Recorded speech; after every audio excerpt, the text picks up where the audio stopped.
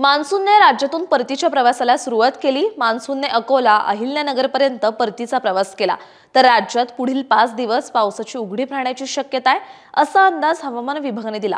मान्सूनने 14 दिवसानंतर काल पुन्हा परतीच्या प्रवासाला सुरुवात केली होती, तर आज मान्सूनने राज्यातील काही भागातून माघार घेतली। मान्सूनने राज्यातील अहिल्यानगर आणि अकोलापर्यंत माघार घेतली। मान्सूनच्या परतीच्या प्रवासासाठी पोषक वातावरण आहे, त्यामुळे राज्यातील उरलेल्या भागातून पुढील 2 ते 3 दिवसात मान्सून माघार घेईल, असाही अंदाज हवामान विभागाने दिलाय। पोषक हवामान असल्याने मान्सून पुढील 2 ते 3 दिवसात मध्य प्रदेश, उत्तर प्रदेश आणि बिहारच्या उरलेल्या भागातून मान्सून माघार घेईल। तसंच संपूर्ण झारखंड आणि छत्तीसगड मधूनही मान्सून माघारी फिरेल।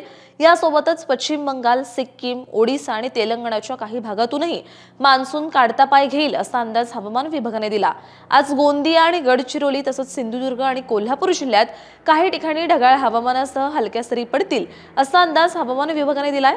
तर राज्यातील इतर भागात पावसाची उघडीप राहण्याची शक्यता आहे। तर उद्या तसंच सोमवारी, मंगळवारी आणि बुधवारी राज्यात पावसाची उघडीप राहील, असा अंदाज हवामान विभागाने दिलाय। अशाच हवामान अपडेटसाठी ॲग्रोवनला सबस्क्राइब करायला विसरू नका।